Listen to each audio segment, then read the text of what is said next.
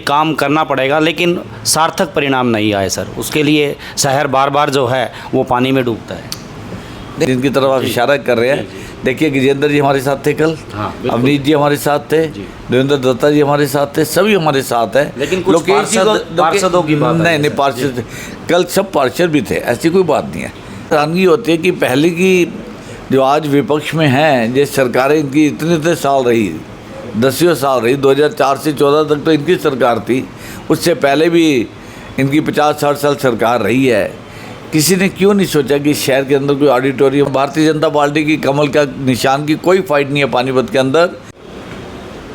नमस्कार दोस्तों, मैं सलीम और आप देख रहे हैं नमस्कार भारत। विधानसभा चुनाव की जो डेट है वो डिक्लेयर है और नामांकन की डेट कल अंतिम है। ऐसे में बीजेपी के प्रत्याशी हमारे साथ हैं पानीपत शहर से प्रमोद विज।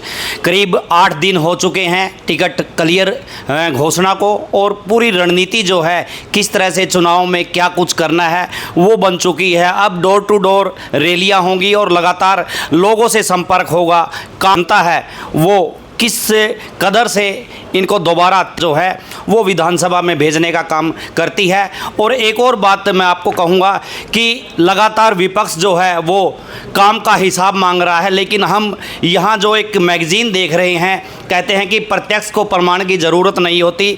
ये वो प्रमाण है जो इस शहर को लगातार इन 5 सालों में मिला है। ये प्रमाण है, अगर कोई हिसाब मांगता है तो ये बुक यहाँ कार्यालय से ले सकता है। मैंने ये अभी देखी है और इससे अच्छी तस्वीर आपको कहीं देखने को नहीं मिलेगी कि जो विधायक ने काम किए हैं उनको बाकायदा उनकी एक बुक जो है वो शहर में बंटवाने का काम किया है। विधायक जी, सबसे पहले बधाई आपको, नमस्कार आपको। सलीम जी, आपका बहुत बहुत स्वागत है और आपके माध्यम से मैं आपके चैनल के सभी दर्शकों को नमस्कार करता हूँ। सर, 8 दिन हो गए आपको, टिकट आपके हाथ में है। कैसे आप पर विश्वास दोबारा जताया है? क्या कुछ पार्टी के लिए आप कहना चाहेंगे? सबसे पहले तो मैं आपके माध्यम से अपने भारतीय जनता पार्टी के शीर्ष नेतृत्व का, केंद्रीय और प्रदेश में सभी का बहुत धन्यवाद करना चाहूँगा कि उन्होंने 2019 में भी मेरे ऊपर विश्वास करके टिकट दिया और कार्यकर्ता ने बहुत मेहनत करके लगन के साथ उस चुनाव को लड़ा और जनता ने अपना प्यार दिया, विश्वास दिया और एक भारी बहुमत से जीते। और इस बार भी पार्टी ने मेरे ऊपर विश्वास रखा है और मैं यकीन के साथ कह सकता हूँ कि हमारे कार्यकर्ता बड़ी लगन और निष्ठा के साथ एक बार फिर काम करेंगे और भारतीय जनता पार्टी की झोली में पानीपत शहर की सीट डालेंगे और एक बार फिर हरियाणा में तीसरी बार सरकार बनेगी भारतीय जनता पार्टी की और नायब सिंह सैनी जी हमारे मुख्यमंत्री बनेंगे। कल नामांकन था आपका, केंद्रीय मंत्री जी पहुंचे हुए थे, काफ़ी खुश नज़र आ रहे थे आपके भीड़ को देखकर। क्या कुछ शहर की जनता को कहना चाहेंगे कल के बारे में? जनता बहुत प्यार करती है हमारे से। कल हज़ारों की संख्या में आपने देखा होगा रैली में, और हमारी रैली कोई ट्रैक्टर या कारों या मोटरसाइकिल पे नहीं थी। अगर आपने देखा हो पैदल यात्रा थी। जी। और पैदल यात्रा जो सेक्रेटेरिएट तक पहुंच चुकी थी, हम लोग पहुंच चुके, तब भी कार्यालय से अभी कुछ लोग पीछे छूटे हुए थे। इतनी लंबी यात्रा थी। मैं धन्यवाद करता हूँ आपके माध्यम से सभी नागरिकों का, सभी कार्यकर्ताओं का, सभी भाइयों बहनों का, जिन्होंने मेरे को ब्लेसिंग देने के लिए कल इतनी भारी संख्या में आए हैं। और ये दर्शाता है कि पानीपत की जनता मेरे से बहुत प्यार करती है, कार्यकर्ता बहुत प्यार करते हैं और साथ ही साथ वो पार्टी के अंदर भी उनका विश्वास है भारतीय जनता पार्टी में। सबसे बड़ी बात यह है। सर, विपक्ष लगातार जो है हिसाब मांग रही है, क्या कहना चाहेंगे? जिनके अपने कोई हिसाब किताब नहीं होते वो हिसाब किताब मांगेंगी, पर हम भी तैयार हैं हिसाब किताब देने को, ज़रूर देंगे और देंगे भी प्रेस कॉन्फ्रेंस के अंदर। एक बार कांग्रेस की टिकट घोषित हो ले, अभी तक तो उनको यही नहीं पता कि उनका कैंडिडेट कौन है, और जब घोषित हो जाएगा तो डेफिनेटली आपके सामने एक प्रेस कॉन्फ्रेंस करेंगे और उसमें सिर्फ प्रेस को निमंत्रण देंगे, सभी को देंगे, विपक्षी पार्टियों को भी देंगे, यूट्यूब पे जो चैनल है उनको भी निमंत्रण देंगे और ये किताब उससे पहले उनके घर पहुंचाएंगे कि अच्छी तरह पढ़ के आना, एग्ज़ाम उन्होंने देना है, मैंने नहीं देना। उनको क्वेश्चन तैयार करने पड़ेंगे कि मैंने क्या कहा था और क्या किया था। दूध का दूध, पानी का पानी होगा। और मैं जो विश्वास के साथ कहता हूँ कि एक एक प्रोजेक्ट आपको इस किताब में मिलेगी, उसकी स्थिति, स्टेटस भी मिलेगा कि उस प्रोजेक्ट पूरा हो चुका है, क्या वो प्रोजेक्ट अभी निर्माणाधीन है, क्या वो प्रोजेक्ट टेंडर की स्टेज पे है, क्या वर्क ऑर्डर की स्टेज के ऊपर है। ये सब आपको इस पर मिलेगा। और निश्चित तौर पे पानीपत की जनता हमने जहाँ जहाँ ये बुकलेट भेजी है, लोग बड़े चाव से इसको देखते हैं और बहुत कन्विंस है कि मैंने दिन रात काम करके पानीपत को जितना ज़्यादा से ज़्यादा काम हो सकता किया मैंने। कहाँ से दिमाग में आया, क्या विपक्ष जब हमलावर हुआ तब ये दिमाग में आया, या अपने आप में ही ये प्रोजेक्ट जो है, ये किताब का प्रोजेक्ट शहर में जो 5 साल में विकास हुए हैं, ये पहले से ही था? देखिए, मुझे हैरानगी होती है कि पहले की जो आज विपक्ष में हैं, ये सरकारें इनकी इतने साल रही, 10 साल रही, 2004 से 14 तक तो इनकी सरकार थी, उससे पहले भी इनकी 50-60 साल सरकार रही है। किसी ने क्यों नहीं सोचा कि इस शहर के अंदर कोई ऑडिटोरियम होना चाहिए, इस शहर के अंदर कोई इंडोर स्टेडियम होना चाहिए, इस शहर के अंदर कोई अल्ट्रा मॉडर्न फायर स्टेशन होना चाहिए? क्यों नहीं असंत रोड जितना ट्रैफिक बढ़ चुका है, गोहाना रोड इतना ट्रैफिक बढ़ चुका है, सनोली रोड कितने सालों से इतना बुरा हाल था उस रोड का, उसको सुधारने का काम किसी ने नहीं किया। ये किसी ने चिंता नहीं की, किसी ने नहीं सोचा कि अंडरपास ज़रूरी है शहर के लिए। इतनी कॉलोनियाँ डेवलप हो चुकी है, उनको अंडरपास चाहिए ताकि जीटी रोड के ऊपर प्रेशर कम हो। किसी ने नहीं सोचा कि रेलवे ओवर ब्रिज चाहिए एडिशनल।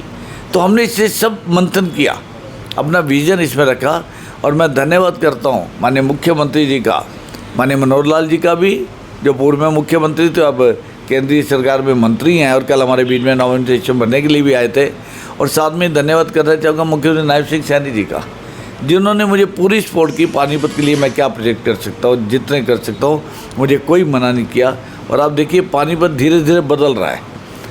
अभी यहाँ बहुत सारे काम करने वाले, जब आप मेरे से जाने जब मैं एजेंडा दूंगा तब उसकी चर्चा करूंगा कि पानीपत में और करनी है काम क्या है। अभी सर मैदान में, चुनावी मैदान में है, प्रत्याशी जो विपक्ष है वो अभी तक नहीं घोषित हुआ, लेकिन एक लिस्ट जारी एक वायरल हो रही है, उसमें पूर्व विधायिका रोहिता रेवड़ी का नाम जो है वो आ रहा है। क्या लगता है आपको, जो है बुल्ले शाह ठीक रहेंगे आपके हिसाब से, या रोहिता रेवड़ी, कौन सा आपको क्या लगता है? भारतीय जनता पार्टी कमल के निशान के लिए दोनों ही ठीक रहेंगे। हमारी को इस बात की चिंता नहीं करनी है, जितना कांग्रेस करे हमने थोड़ा चिंता करनी है। हम तो चुनाव की तैयारी पहले से ही, हमारा भारतीय जनता पार्टी का कार्यकर्ता पहले से ही तैयार रहता है। किससे फाइट लगती है, अच्छी फाइट? कोई फाइट नहीं है भारतीय जनता पार्टी की, कमल का निशान की कोई फाइट नहीं है पानीपत के अंदर। मैं आपको बताना चाहूँगा 2019 के चुनाव में पानीपत शहरी विधानसभा से हम लगभग 40,000 वोट से जीते थे। और अभी जो लोकसभा के चुनाव हुए हैं और हमारे उम्मीदवार थे माननीय मनोहर लाल जी, पूर्व मुख्यमंत्री, सांसद का चुनाव लड़ा, तो पानीपत शहरी विधानसभा से 59,000 वोट से जीत के गया है। पानीपत की जनता का विश्वास बढ़ा है 2019 से लेके अब तक। विश्वास है कि वो टिकट आपको आने में, दिलाने में, उसमें काफ़ी अहम भूमिका निभाई लोकसभा चुनाव। नहीं, कार्यकर्ता की मेहनत है, ये कार्यकर्ता का विश्वास है, जनता ने विश्वास किया, कार्यकर्ता ने मेहनत की है, ये उसका फल है। और मैं कहता हूँ अब आप देखिएगा जब चुनाव में, विधायक के चुनाव में अक्टूबर के अंदर, आप देखिए इस पर मार्जिन जो है 59,000 से ज़्यादा आएगा। सर कुछ नेता जो हैं, अपने वरिष्ठ नेता बगावत कर रहे हैं, चुनाव लड़ने की घोषणा कर रहे हैं, क्या कहना चाहेंगे? मैं आपको निश्चित तौर पे कह सकता हूँ ऐसी कोई बात नहीं है। टिकट मांगना हर एक का हक है। जो कार्यकर्ता चुनावी राजनीति में रहना चाहते हो, टिकट मांग रहे हैं तो कोई गलत नहीं है, लेकिन निश्चित तौर पे बहुत डिसिप्लिन है पार्टी में। आप देखिएगा ऐसा कुछ नहीं होगा। लोकेश जी जब आप बात करें, जिनकी तरफ आप इशारा कर रहे हैं, देखिए गजेंद्र जी हमारे साथ थे कल, अवनीत जी हमारे साथ थे, देवेंद्र दत्ता जी हमारे साथ थे, सभी हमारे साथ हैं। लेकिन कुछ पार्षदों की बात नहीं, पार्षद कल सब पार्षद भी थे, ऐसी कोई बात नहीं है। आप देखिए सब एक है। और मैं आपको दिखा दूंगा एक दिन में। लोकेश जी भी बहुत समझदार हैं, लोकेश जी बहुत समझदार हैं। इच्छा रखनी एक अलग बात है, इच्छा सबकी होती है, लेकिन डिसिप्लिन में रहेंगे निश्चित तौर पे मैं बता सकता हूँ ऐसा कुछ नहीं होगा। सर टिकट मिलने के बाद अभी तक कुछ लोकेश से बात हुई है? नहीं, संपर्क में रहता है मुझे। कल भी लोग परसों मिले थे, हम काफ़ी देर इकट्ठे खड़े रहे दुंदर ढाबे पे, उनका कार्यक्रम था ब्लड डोनेशन का। कोई फ़र्क है ही नहीं इस चीज़ में, हम उसी भाव से मिलते हैं। लगता है आपको कि मान जाएंगे? बिल्कुल, वो बिल्कुल मान जाएंगे, कोई ऐसी बात नहीं है। सर चुनाव में अगला जो विज़न है आपका 2024 के बाद का जो विज़न है, वो थोड़ा सा आप शहर को बताएं कि क्या करने वाला है। देखिए पहले तो ये है कि जो प्रोजेक्ट इस पहले 5 साल में क्या हुआ कि 1.5 साल हम कोविड में घिर गए सब लोग जी। और आपको मालूम है तब फैक्ट्रियाँ बंद थी, लेबर अवेलेबल नहीं थी, जॉब लोगों के ख़त्म हो गए, बहुत त्रासदी थी, खाने पीने की समस्या थी, दवाई की, ऑक्सीजन की। 1.5-2 साल हमारे उसमें सभी की वही चिंता थी, हर घर में या गली मोहल्ले में दुख हुआ उस दौरान। लेकिन उसके बाद 3 साल में हमने दिन रात काम किया है। और कुछ प्रोजेक्ट अभी शुरू ही हुए हैं, जैसे ऑडिटोरियम का उद्घाटन हो चुका है, माननीय मुख्यमंत्री कर चुके हैं, इंडोर स्टेडियम का कर चुके हैं, रेलवे फ्लाईओवर का कर चुके हैं। लेकिन अब ये काम पूरे होने हैं, ऐसे अनेक काम हैं जो पूरे होने हैं, और इसके साथ साथ कुछ एडिशनल काम है जो मुझे लगता है कि पानीपत शहर को चाहिए। जैसे इंडस्ट्री यहाँ बहुत बड़ी है और यहाँ पर लगभग 80,000 करोड़ का एक्सपोर्ट या डोमेस्टिक मार्केट है, लेकिन हमारे पास कोई एग्जीबिशन सेंटर नहीं है। हमें एग्जीबिशन के लिए सभी लोगों को दिल्ली ग्रेटर नोएडा में जाना पड़ता है, वेरी एक्सपेंसिव, कस्टमर यहाँ नहीं आता फिर। तो हमें एक तो एग्जीबिशन सेंटर चाहिए जिसकी मैंने डीपीआर तैयार करवाई है, लगभग 25 एकड़ के अंदर हम वो बनाना चाहते हैं। दूसरा, पानीपत की इंडस्ट्री में बहुत सारे बच्चे, लड़कियाँ नौकरी करते हैं और ये बहुत पढ़ी लिखी लड़कियाँ हैं जो बाहर से आकर नौकरी कर रही हैं और लाखों रुपए उनकी महीने की तनख्वाह है, लेकिन रहने का कोई स्थान ही नहीं है।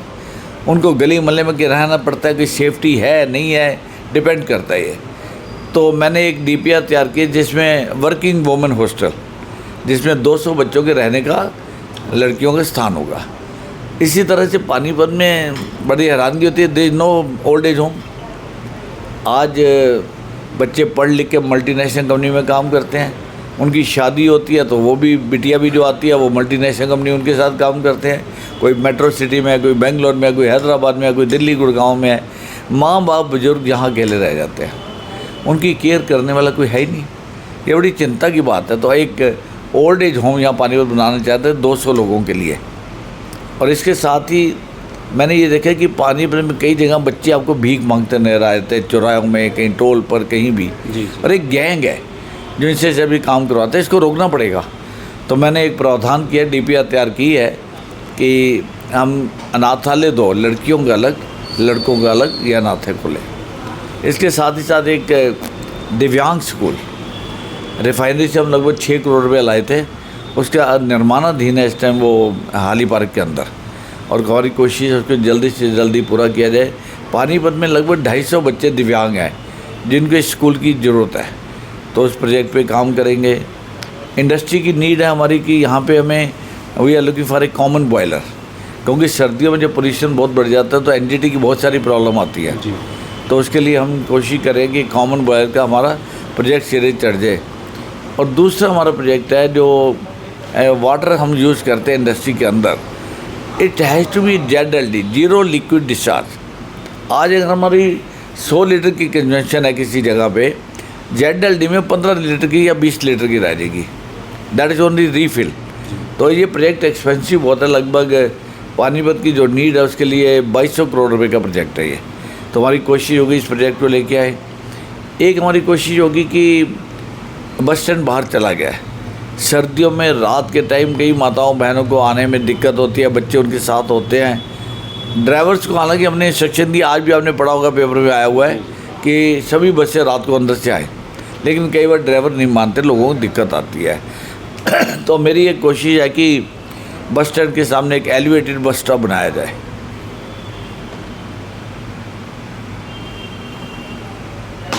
तो जनता को बहुत आराम मिलेगा कि वहीं से यात्री उतरेंगे, वहीं से चढ़ेंगे। ऐसी अनेक प्रपोजल है जो हम तैयार कर रहे हैं। सर, पत्रकारिता के करीब 20-22 साल हो गए हैं, शहर में देख रहे हैं जो पानी का हाल है, बारिश के पानी का हाल है। आपने बड़े प्रयास किए और लास्ट टाइम में तो बिल्कुल आपने अधिकारियों को, नगर निगम के, चाहे जो भी हो, LNT के हो, आपने दिखाया कि भाई काम करना पड़ेगा, लेकिन सार्थक परिणाम नहीं आए सर। उसके लिए शहर बार बार जो है वो पानी में डूबता है। नहीं, ऐसा इसमें 1-2 प्रॉब्लम है। पानीपत के अंदर किले से सारी ढलान GT रोड पे आती है, सारा पानी GT रोड पे आता है। और वहाँ ये LNT का जो फ्लाईओवर बना है ये नासूर है हमारे लिए, क्योंकि ड्रेन जो उन्होंने बनाई है वो सफिशिएंट नहीं है। उसकी सफाई भी LNT वालों की जिम्मे वो नहीं करते हैं। तो एक गंभीर समस्या। और साथ में ये था कि बहुत सारे बाज़ार जो कनेक्टेड नहीं थे। अगर आपने देखा पहले इन बाज़ारों में, चाहे इंसार चौक था, चौड़ा बाज़ार है, गुरुद्वारा रोड है, SD कॉलेज रोड है, सनौली रोड पे है, मॉडल टाउन के अंदर स्टेडियम के बाहर, रविंद्रा हॉस्पिटल के सामने, यहाँ वीवर कॉलोनी जो 6 कॉलोनियाँ, खादी कॉलोनी भी है, यहाँ पानी बहुत रुकता था। इस बार आपने देखा कि बारिश जितनी मर्जी हो जाए, थोड़ी देर तो पानी रुकता है जब पानी ज़्यादा हो, लेकिन 1 घंटे पानी निकल गया सब। इसका मतलब हमने जो सिस्टम डेवलप किया वो वर्किंग कर रहे हैं। तो धीरे धीरे इसमें और इम्प्रूवमेंट कराएंगे। अभी GT रोड पे खादी आश्रम के सामने ये काम होने वाला है, इसी तरह माल गोदाम रोड के ऊपर स्टेट बैंक के सामने ये काम होने वाला है, और एक दो और भी पॉइंट हैं चिन्हित किए हुए हैं जहाँ ये काम होना है, निश्चित तौर पे उसको भी करवाएंगे। सर, एक और शहर का सपना है, हाल ही को लेकर बार बार बात उठती है, हर किसी के दिमाग में ये आता है कि हाल ही की जो झील है कब नाव चलेगी। सब सपने देख के आते हैं, अधिकारी जितने आते हैं उनका भी ये सपना होता है कि मैं यहाँ नाव चलाऊँगा, वो कब पूरा मैं सलीम जी बताता हूँ आपको, चिंता की बात है कि उसकी DPR ठीक नहीं है। हमने बहुत ऊपर के लेवल पे इंजीनियर्स के साथ जो ऊपर के अधिकारी हैं उनसे मीटिंगें कई कर चुके हैं। हमारे बेस्ट एफर्ट्स के बावजूद भी नहर से पानी इसमें नहीं आ पा रहा। टेक्निकल कोई प्रॉब्लम वो मैं नहीं जानता, लेकिन जो मुझे प्रावधान उन्होंने किया मैंने सरकार से करवा के दिए, चाहे पंपिंग स्टेशन थे, चाहे बड़े जनरेटर, सब लगवा के दिया है, लेकिन पानी आने में दिक्कत लग रही है। तो इसके लिए अब इस समस्या का निदान तो अगले टर्म में ही होगा। लेकिन हाँ, मैंने अभी कमिश्नर साहब नहीं आए हैं, साहिल गुप्ता जी के ट्रांसफ़र के बाद जो कमिश्नर साहब आए हैं, मैंने उनसे बात की है कि अगले 3-4 दिन के अंदर 5 दिन में हम लोग इस हाली पार्क की एक तो सफाई करवा दें सारी, इसके जो बेंचेस वगैरह रखा दें, लाइटें वहाँ लगवा दें, और चौकीदार रख दें, माली रख दें, ताकि जो लोग योगा और शहर के लिए वहाँ आते हैं एक प्रोजेक्ट आपका चालू हो जाए। लेक में पानी आने की समस्या तो अगले चुनाव के बाद ही देखेंगे कि बड़े इंजीनियरों को बुलाना पड़ेगा कि समस्या है क्या। लेकिन दिमाग में है सर, नाव चले, पूरा है, नाव चले पूरा है। सरकार ने बहुत पैसा खर्च किया है उसके ऊपर, पूरा इस दिमाग में कि इस प्रोजेक्ट को कामयाब करना है। अगर DPR गलत है तो उसका समाधान ढूंढने का वो मैं नहीं ढूंढ सकता, वो इंजीनियर ही बताएंगे। एक रेनीवेल प्रोजेक्ट हो रहा है, वो अधर में लटका पड़ा है सर, उसके नहीं अधर में नहीं है। किसने कह दिया आपको अधर में है? रेनीवेल प्रोजेक्ट के बारे में सलीम जी, रेनीवेल प्रोजेक्ट 4 साल का प्रोजेक्ट है। जी, it's not going to happen in 1 month. इसके लिए रेनीवेल क्या है कि ये पानी जमुना से आना है। अब आम पत्रकार कई बार कहते थे प्रमोद जी, या पब्लिक भी कह देती है पानी कहाँ से आएगा, 10 महीने तो पानी जमुना में होता ही नहीं है। जी, तो आपकी जानकारी में तलहटी में बहुत पानी है, पानी कम हो जाता है कई बार, लेकिन जब बरसातें आती है फिर रिफिल हो जाता है। तो मैं आपको बताना चाहूँगा इसके लिए जो पानीपत की रिक्वायरमेंट है लगभग 18.5 करोड़ लीटर पानी की रिक्वायरमेंट है, जिसके लिए हमें 20 कुएँ चाहिए। वेल, रेनी वेल जी, वेल जो है 20 कुएँ हमें चाहिए, उसमें से हमारे 12 कुएँ अप्रूव हो चुके हैं। इससे लॉन्ग प्रोसेस, एक साल लग जाता है कुएँ ढूंढने में। उनकी ड्रिलिंग करते हैं, उसके फिर रिजेक्शन होती है या सस्पेंड करते हैं उसको या सिलेक्ट करते हैं, बहुत सारे टेक्निकल काम है ये। तो हमारे जो 12 कुएँ हो चुकी हैं फाइनल, 8 कुएँ और लगातार ड्रिलिंग चल रही है। जैसे ही हमारे 12 कुएँ आइडेंटिफाई हो जाएंगे, उसका शहर का प्लान बन चुका है कि कहाँ कहाँ पे पाइपलाइन आनी है, कहाँ से पंपिंग स्टेशन आने हैं। मुझे लगता है कि 1 साल में, मैं 1 साल कह रहा हूँ अभी भी आपको, 1 साल में उस प्रोजेक्ट पे काम, पाइपलाइनें बिछनी शुरू हो जाएंगी, वेल बनने शुरू हो जाएंगे। लेकिन 3-3.5 साल का प्रोजेक्ट है, ये शहर के लिए एक लाइफ लाइन होगा। मैंने सदन में भी एक बात कही थी कि जिस तरह से पानी का दोहन हम ज़मीन से कर रहे हैं, 18-20 करोड़ लीटर पानी हमारे शहर में लग रहा है, तो ये शहर तो फतेहपुर सीकरी बर्बाद हो गया था क्योंकि पानी ख़त्म हो गया था वहाँ। आज भी फतेहपुर सीकरी बंद है, वहाँ कोई आबादी नहीं रहती है क्योंकि पानी नहीं है। तो पानीपत की ये सिचुएशन ना हो जाए, इसलिए रेनीवेल प्रोजेक्ट बहुत बढ़िया प्रोजेक्ट है। और पूरी दुनिया में ऐसे प्रोजेक्ट ही लगते हैं पीने के पानी के। तो मैं उम्मीद करता हूँ कि 1 साल के अंदर अंदर हमारे वेल बनने शुरू हो चुके होंगे या पाइपलाइन आनी शुरू हो चुकी, लेकिन डेफिनेटली अभी 3 से 3.5 साल 4 साल उसमें लगेंगे। खेल को लेके आपने एक बहुत बड़ा आयोजन किया, फतेहचंद विज आपके फादर साहब रहे, उनकी पुण्यतिथि पे मेरे ख्याल से वो प्रोग्राम था। शहर की तमाम जो खिलाड़ी थे, लोग थे, उन्होंने पार्टिसिपेट किया और आपने भी बहुत ज़्यादा उसमें समय दिया। खेल को लेकर कुछ और योजनाएं अगर दिमाग में हो तो थोड़ा सा देखिए, खेल की योजना हमारे हरियाणा सरकार की सबसे ज़्यादा इंकरेजिंग है पूरे भारतवर्ष में। अब ये देखिए, जितने भी गोल्ड मेडल हम जीत के लाते हैं, भारत की झोली में जितने भी gold medal, silver medal, bronze medal आते हैं, जो भी मेडल आते हैं, उसमें तकरीबन 1/3 या हाफ मेडल्स हरियाणा जीतता है। तो कहीं ना कहीं हरियाणा की पॉलिसीज जो है दे आर वर्केबल, अट्रैक्टिव हैं। करोड़ों रुपया प्लेयर को मिलता है, एथलीट को मिलता है इनाम जीत के आने पे। और सबसे बड़ी बात यह है, पहले ये पैसा मिलता था जब वो जीत के आएगा तो, या नौकरी तो मिलेगी। आज उनको प्रेपरेशन के लिए भी पैसा मिलता है। एक खिलाड़ी को बहुत ज़्यादा पैसे की ज़रूरत होती है जब उसकी तैयारी हो रही होती है, इसका बहुत खर्चा होता है। जी। तो उसके लिए सरकार ने पॉलिसी लाई है, एडवांस में उनको पैसे दिए जाते हैं जो बच्चे सिलेक्ट हो जाते हैं। और यही देखिए, हमारे यहाँ से नीरज चोपड़ा जी अभी कैसे वो पैरा पानीपत ओलंपिक स्टेडियम से वहाँ लाखों का पैरा ओलंपिक में देखिए, और इस बार पैरा ओलंपिक में मेडल देखिए, इतने मेडल हैं। जी जी जी। तो निश्चित तौर पे, और मैं एक बात समझता हूँ कि मेडल ज़्यादा हमारे ग्रामीण क्षेत्रों से आ रहे हैं। अब कहीं भी शहर से बाहर निकलिए, गांव के अंदर स्पोर्ट्स लोग वॉलीबॉल खेल रहे हैं, कबड्डी खेल रहे हैं, रेसलिंग कर रहे हैं, बहुत सारी गेम शाम को आप सड़क के किनारे मिल जाएंगे आपको, जबकि शहर में सुविधाएं नहीं है, ग्राउंड ही नहीं है। तो हमने इसके लिए एक इंडोर स्टेडियम, जो मैंने मुख्यमंत्री प्रार्थना करके पानीपत के लिए लगभग 44 करोड़ रुपए का, जिसका उद्घाटन भी हो चुका है और उसकी कंस्ट्रक्शन शुरू हो जाएगी, जिसके अंदर 6 तो बैडमिंटन कोर्ट हम बनाए वर्ल्ड क्लास। पानीपत में बहुत सारे बच्चे बैडमिंटन के हैं, वहाँ रेसलिंग होगी और बॉक्सिंग होगी, बहुत सारी गेम्स हैं, इंडोर गेम्स बहुत हैं। तो मैं तो ये एथलीट्स को, प्लेयर्स को बढ़ावा देने के लिए कि बच्चे हट्टे मोबाइल पे ना रह के थोड़ा सा इस चीज़ में भी आएंगे। एक बहुत बढ़िया स्टेडियम बनाने जा रहे हैं, चारों तरफ चिंता करते हैं सलीम जी। ये मेरा धर्म है, मुझे जो जिम्मेवारी मिली है इस शहर से, मैं उसको ईमानदारी से निभाऊँ और हर वर्ग का ध्यान रखते हुए सबकी चिंता करूँ। सर, शिक्षा और स्वास्थ्य, खेल पे बात हो गई, या थोड़ा सा ब्रीफ इस पे और कर दें। शिक्षा का मैं बताता हूँ कि बड़ी हैरानगी की बात हुई जब मैं विधायक बना, कि पानीपत में गवर्नमेंट स्कूल बहुत है जी, लेकिन जर्जर हालत में थे। बिल्कुल। अगर आप रेड लाइट पे स्कूल देखें तो ये स्कूल लगभग 60 साल पुराना था। वहाँ आज अगर आप जाके तो 13.5 करोड़ रुपए की लागत से एक भव्य स्कूल बन रहा है 3500 बच्चे का। उस स्कूल को देख के अच्छा लगता है कि बच्चे कल को यहाँ पढ़ने बैठेंगे। मॉडल टाउन में ग्रैंड प्लाजा स्कूल है, गवर्नमेंट स्कूल है, उसके बराबर में वहाँ पे एक नव निर्माण हो रहा है 9.5 करोड़ रुपए की लागत से। पानीपत में शहरी विधानसभा इस टाइम लगभग 13 स्कूल हम बना रहे हैं, तो ये एक बड़ा काम है।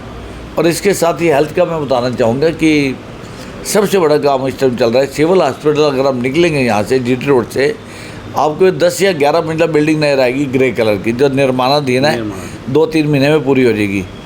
पानीपत के अंदर सबसे ज़्यादा डिलीवरी पानीपत में होती है, जिला पानीपत को, पूरे हरियाणा में लगभग मुझे बताया गया, सीएमओ ने बताया कि 41 डिलीवरी की एवरेज है पर डे।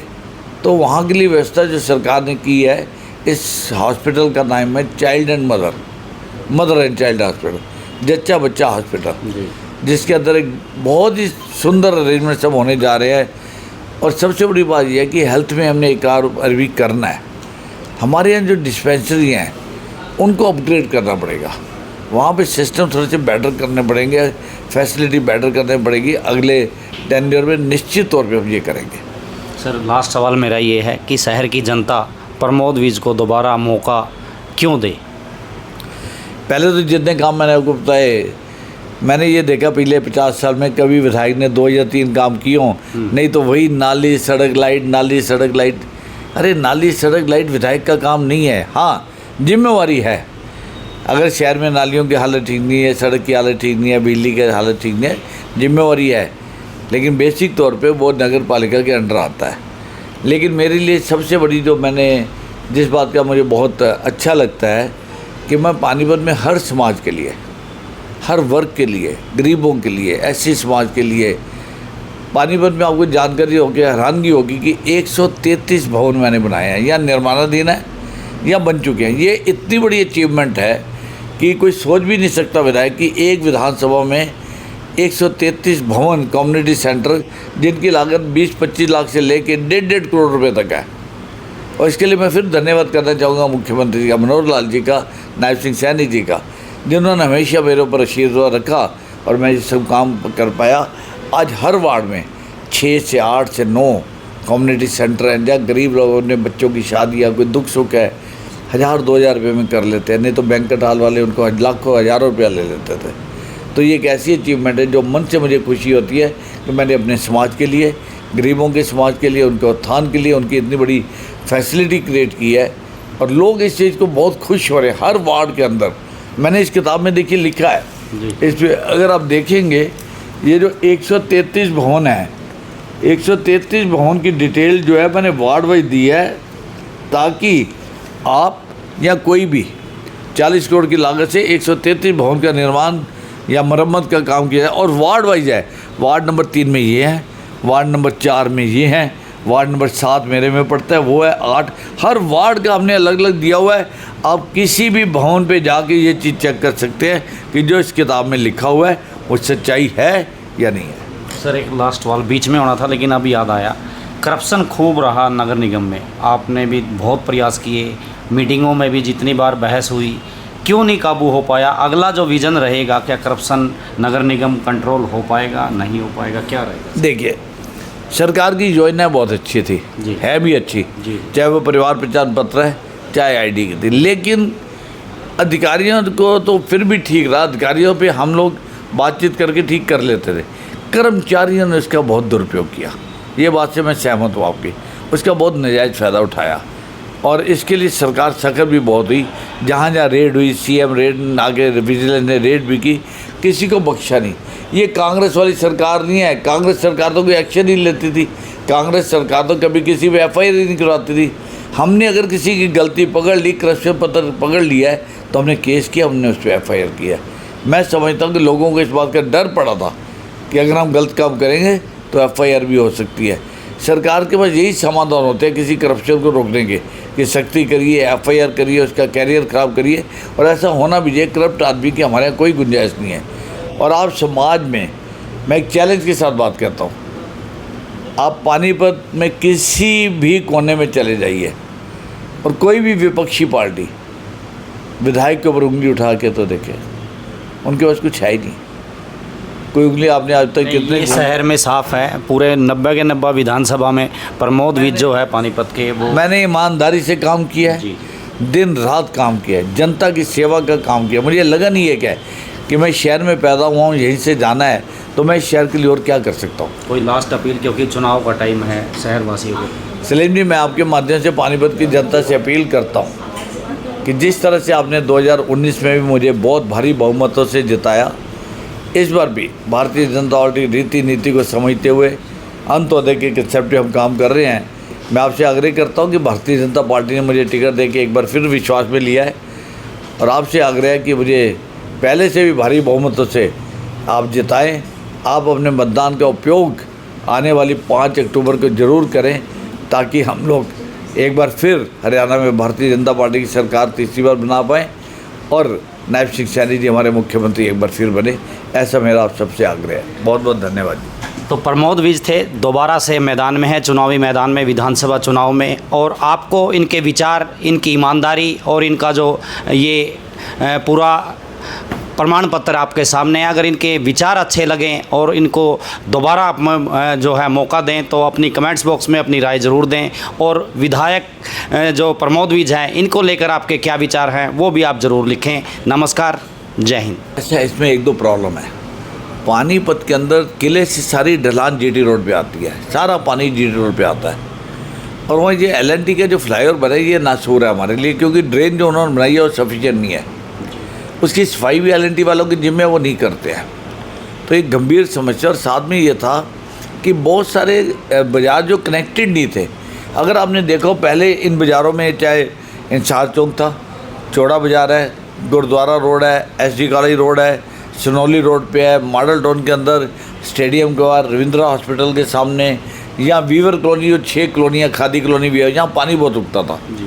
इस बार आपने देखा कि बारिश जितनी मर्जी हो जाए, थोड़ी देर तो पानी रुकता है जब पानी ज़्यादा हो, लेकिन 1 घंटे पानी निकल गया सब। इसका मतलब हमने जो सिस्टम डेवलप किया वो वर्किंग कर रहे हैं, तो धीरे धीरे इसमें और इम्प्रूवमेंट कराएंगे। अभी जीटी रोड पे खादी आश्रम के सामने ये काम होने वाला है, इसी तरह माल गोदाम रोड के ऊपर स्टेट बैंक के सामने ये काम होने वाला है, और 1-2 और भी पॉइंट हैं चिन्हित किए हुए हैं जहाँ ये काम होना है, निश्चित तौर पे उसको भी करवाएंगे। सर, एक और शहर का सपना है, हाली को लेकर बार बार बात उठती है, हर किसी के दिमाग में ये आता है कि हाली की जो झील है कब नाव चलेगी। सब सपने देख के आते हैं, अधिकारी जितने आते हैं उनका भी ये सपना होता है कि मैं यहाँ नाव चलाऊँगा, वो कब? मैं सलीम जी बताता हूँ आपको, चिंता की बात है कि उसकी DPR ठीक नहीं है। हमने बहुत ऊपर के लेवल पे इंजीनियर्स के साथ जो ऊपर के अधिकारी हैं उनसे मीटिंगें कई कर चुके हैं। हमारे बेस्ट एफर्ट्स के बावजूद भी नहर से पानी इसमें नहीं आ पा रहा है। टेक्निकल कोई प्रॉब्लम वो मैं नहीं जानता, लेकिन जो मुझे प्रावधान उन्होंने किया मैंने सरकार से करवा के दिए, चाहे पंपिंग स्टेशन थे, चाहे बड़े जनरेटर, सब लगवा के दिया है, लेकिन पानी आने में दिक्कत लग रही है। तो इसके लिए अब इस समस्या का निदान तो अगले टर्म में ही होगा। लेकिन हाँ, मैंने अभी कमिश्नर साहब नहीं आए हैं, साहिल गुप्ता जी के ट्रांसफ़र के बाद जो कमिश्नर साहब आए हैं, मैंने उनसे बात किया कि अगले 3-4 दिन के अंदर 5 दिन में हम लोग इस हाली पार्क की एक तो सफाई करवा दें सारी, इसके जो बेंचेस वगैरह वहाँ रखा दें, लाइटें वहाँ लगवा दें, वो चौकीदार रख दें, माली रख दें, ताकि जो लोग योगा और सैर के लिए वहाँ आते हैं, एक प्रोजेक्ट आपका चालू हो जाए। लेक में पानी आने की समस्या तो अगले चुनाव के बाद ही देखेंगे कि बड़े इंजीनियरों को बुलाना पड़ेगा कि समस्या है क्या। लेकिन दिमाग में है सर, नाव चले, पूरा है, नाव चले, पूरा है। सरकार ने बहुत पैसा खर्च किया है उसके ऊपर, पूरा इस दिमाग में कि इस प्रोजेक्ट को कामयाब करना है। अगर डीपीआर गलत है तो उसका समाधान ढूंढने का वो मैं नहीं ढूंढ सकता, वो इंजीनियर ही बताएंगे। एक रेनीवेल प्रोजेक्ट हो रहा है, वो अधर में लटका पड़ा है सर, उसके नहीं अदर में नहीं है। किसने कह दिया आपको अदर में है? रेनीवेल प्रोजेक्ट के बारे में सलीम जी, रेनीवेल प्रोजेक्ट 4 साल का प्रोजेक्ट है। जी। It's not going to happen in 1 month. इसके लिए रेनीवेल क्या है कि ये पानी जमुना से आना है। अब आम पत्रकार कई बार कहते थे प्रमोद जी, या पब्लिक भी कह देती है पानी कहाँ से आएगा, 10 महीने तो पानी जमुना में होता ही नहीं है। जी। तो आपकी जानकारी में तलहटी में बहुत पानी है, पानी कम हो जाता है कई बार, लेकिन जब बरसातें आती है फिर रिफिल हो जाता है। तो मैं आपको बताना चाहूँगा, इसके लिए जो पानीपत की रिक्वायरमेंट है लगभग 18.5 करोड़ लीटर पानी की रिक्वायरमेंट है, जिसके लिए हमें 20 कुएँ चाहिए। वेल, रेनी वेल, जी, वेल जो है 20 कुएँ हमें चाहिए, उसमें से हमारे 12 कुएँ अप्रूव हो चुके हैं।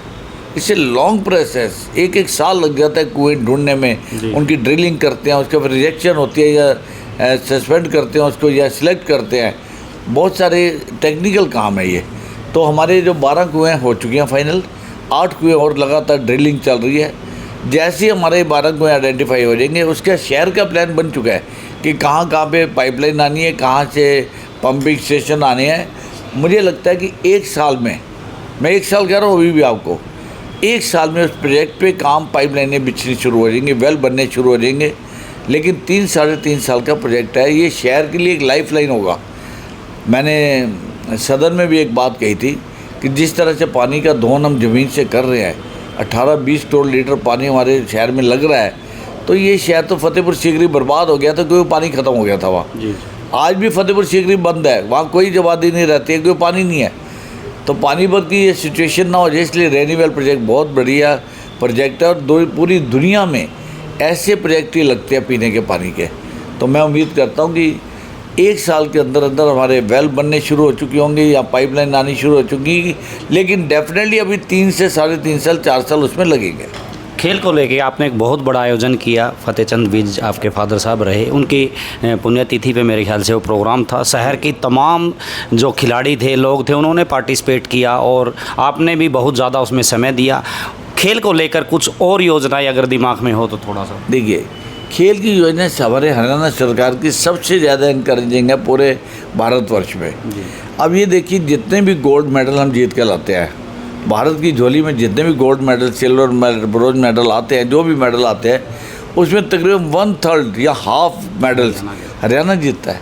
तो कहीं ना कहीं हरियाणा की पॉलिसीज जो है दे आर वर्केबल, अट्रैक्टिव हैं।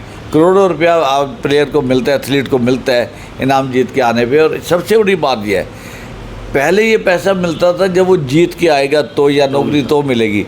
आज उनको प्रेपरेशन के लिए भी पैसा मिलता है। एक खिलाड़ी को बहुत ज़्यादा पैसे की ज़रूरत होती है जब उसकी तैयारी हो रही होती है, उसका बहुत खर्चा होता है। जी। तो उसके लिए सरकार ने पॉलिसी लाई है, एडवांस में उनको पैसे दिए जाते हैं जो बच्चे सिलेक्ट हो जाते हैं। और यही देखिए, हमारे यहाँ से नीरज चोपड़ा जी कैसे वो पानीपत स्टेडियम से पैरा ओलंपिक में देखिए, और इस बार पैरा ओलंपिक में मेडल देखिए, इतने मेडल हैं। तो निश्चित तौर पे, और मैं एक बात समझता हूँ कि मेडल ज़्यादा हमारे ग्रामीण क्षेत्रों से आ रहे हैं। अब कहीं भी शहर से बाहर निकलिए, गांव के अंदर स्पोर्ट्स लोग वॉलीबॉल खेल रहे हैं, कबड्डी खेल रहे हैं, रेसलिंग कर रहे हैं, बहुत सारी गेम शाम को आप सड़क के किनारे मिल जाएंगे आपको, जबकि शहर में सुविधाएं नहीं है, ग्राउंड ही नहीं है। तो हमने इसके लिए एक इंडोर स्टेडियम, जो मैंने मुख्यमंत्री प्रार्थना करके पानीपत के लिए लगभग 44 करोड़ रुपए का, जिसका उद्घाटन भी हो चुका है और उसका कंस्ट्रक्शन शुरू हो जाएगी, जिसके अंदर 6 तो बैडमिंटन कोर्ट हम लाए वर्ल्ड क्लास। पानीपत में बहुत सारे बच्चे बैडमिंटन के हैं, वहाँ रेसलिंग होगी और बॉक्सिंग होगी, बहुत सारी गेम्स हैं, इंडोर गेम्स बहुत हैं। तो मैं तो ये एथलीट्स को, प्लेयर्स को बढ़ावा देने के लिए कि बच्चे हट्टे मोबाइल पे ना रह के थोड़ा सा इस चीज़ में भी आएंगे। एक बहुत बढ़िया स्टेडियम बनाने जा रहे हैं, चारों तरफ चिंता करते हैं सलीम जी। ये मेरा धर्म है, मुझे जो जिम्मेवारी मिली है इस शहर से, मैं उसको ईमानदारी से निभाऊँ और हर वर्ग का ध्यान रखते हुए सबकी चिंता करूँ। सर, शिक्षा और स्वस्थ है। खेल पे बात हो गई, या थोड़ा सा ब्रीफ इस पे हो कर दे। शिक्षा का मैं बताता हूँ कि बड़ी हैरानगी की बात हुई जब मैं विधायक बना कि पानीपत में गवर्नमेंट स्कूल बहुत है जी, लेकिन जर्जर हालत में थे। बिल्कुल। अगर आप रेड लाइट पे स्कूल देखें तो ये स्कूल लगभग 60 साल पुराना था। वहाँ आज अगर आप जाके तो 13.5 करोड़ रुपए की लागत से एक भव्य स्कूल बन रहा है 3500 बच्चे का। उस स्कूल को देख के अच्छा लगता है कि बच्चे कल को यहाँ पढ़ने बैठेंगे। मॉडल टाउन में ग्रैंड प्लाजा स्कूल है, गवर्नमेंट स्कूल है, उसके बराबर में वहाँ पे एक नव निर्माण हो रहा है 9.5 करोड़ रुपए की लागत से। पानीपत में शहरी विधानसभा इस टाइम लगभग 13 स्कूल हम बना रहे हैं, तो ये एक बड़ा काम है। और इसके साथ ही हेल्थ का मैं बताना चाहूँगा कि सबसे बड़ा काम इस टाइम चल रहा है सिविल हॉस्पिटल। अगर आप निकलेंगे यहाँ से GT रोड से, आपको 10 या 11 मंजिला बिल्डिंग नजर आएगी ग्रे कलर की, जो निर्माणाधीन है, 2-3 महीने में पूरी हो जाएगी। पानीपत के अंदर सबसे ज़्यादा डिलीवरी पानीपत में होती है, जिला पानीपत को, पूरे हरियाणा में लगभग मुझे बताया गया, CMO ने बताया कि 41 डिलीवरी की एवरेज है पर डे। तो वहाँ के लिए व्यवस्था जो सरकार ने की है, इस हॉस्पिटल का नाम है child and mother and child hospital, जच्चा बच्चा हॉस्पिटल, जिसके अंदर एक बहुत ही सुंदर अरेंजमेंट सब होने जा रहे हैं। और सबसे बड़ी बात यह है कि हेल्थ में हमने एक और अरबी करना है। हमारे यहाँ जो डिस्पेंसरी हैं उनको अपग्रेड करना पड़ेगा, वहाँ पे सिस्टम थोड़े से बेटर करने पड़ेंगे, फैसिलिटी बेटर करनी पड़ेगी। अगले टेन्योर में निश्चित तौर पे हम ये करेंगे। सर, लास्ट सवाल मेरा ये है कि शहर की जनता प्रमोद विज को दोबारा मौका क्यों दे? पहले तो जितने काम मैंने आपको बताए, मैंने ये देखा पिछले 50 साल में कभी विधायक ने 2 या 3 काम किए हों, नहीं तो वही नाली सड़क लाइट। अरे नाली सड़क लाइट विधायक का काम नहीं है। हाँ, जिम्मेवारी है। अगर शहर में नालियों की हालत ठीक नहीं है, सड़क की हालत ठीक नहीं है, बिजली की हालत ठीक नहीं है, जिम्मेवारी है, लेकिन बेसिक तौर पे वो नगर पालिका के अंडर आता है। लेकिन मेरे लिए सबसे बड़ी जिस बात का मुझे बहुत अच्छा लगता है कि मैं पानीपत में हर समाज के लिए, हर वर्ग के लिए, गरीबों के लिए, SC समाज के लिए, पानीपत में आपको जानकारी होगी, हैरानगी होगी कि 133 भवन मैंने बनाए हैं, या निर्माणाधीन है या बन चुके हैं। ये इतनी बड़ी अचीवमेंट है कि कोई सोच भी नहीं सकता विधायक कि एक विधानसभा में 133 भवन कम्युनिटी सेंटर, जिनकी लागत 20-25 लाख से लेके 1.5 करोड़ रुपए तक है। और इसके लिए मैं फिर धन्यवाद करना चाहूँगा मुख्यमंत्री जी का, मनोहर लाल जी का, नायब सिंह सैनी जी का, जिन्होंने हमेशा मेरे ऊपर आशीर्वाद रखा और मैं ये सब काम कर पाया। आज हर वार्ड में 6 से 8 से 9 कम्युनिटी सेंटर हैं, जहाँ गरीब लोगों ने बच्चों की शादी या कोई दुख सुख है, 1000-2000 रुपये में कर लेते हैं, नहीं तो बैंकेट हॉल वाले उनको लाखों हज़ारों रुपया ले लेते थे।